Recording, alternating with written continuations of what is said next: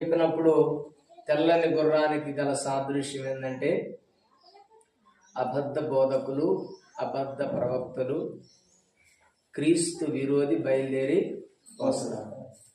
రెండవది ఎర్రని గుర్రానికి సాదృశ్యం ఏంటంటే భూమి మీద యుద్ధాలు జరుగుతాయి. మూడవది తెల్లని గుర్రానికి సాదృశ్యం ఏంటంటే కరువు కాటకాలు వస్తాయి అనేటటువంటి దానికి సాదృశ్యం. నాలుగవది పాండుర వర్ణ కలిగినటువంటి గుర్రానికి సాదృశ్యం ఏంటంటే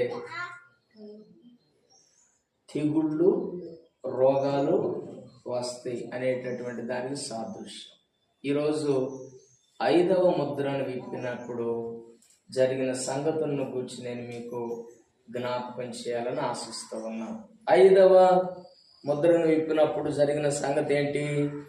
దేవుని వాక్యము నిమిత్తమును తామిచ్చిన సాక్ష్యము నిమిత్తమును వధించబడి ఉన్న ఆత్మలను యోహాను చూస్తుంది. దేవుని వాక్యము నిమిత్తమును తామిచ్చిన సాక్ష్యము నిమిత్తమును వధించబడి ఉన్నటువంటి ఆత్మలను చూస్తున్నాడు. ఆ వధించబడిన ఆత్మలు ఎక్కడ ఉన్నాయంట? బలిపీఠము క్రింద ఉంది. బలిపీఠం క్రింద ఉన్నటువంటి ఆత్మలన్నిటికీ కూడా దేవుడు తెల్లని వస్త్రాలను ఇచ్చాడు.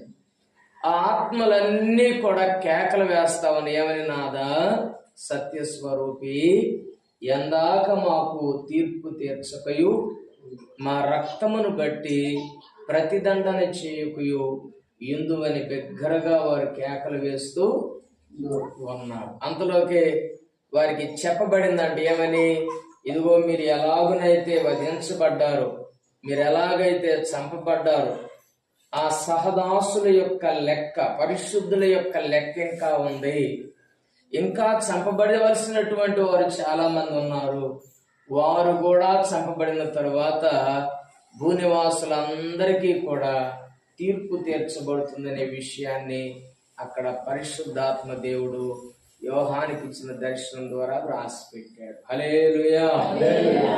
వాక్యము నిమిత్తమును తామిచ్చిన సాక్ష్యము నిమిత్తమును వారు చచ్చిపోయారు.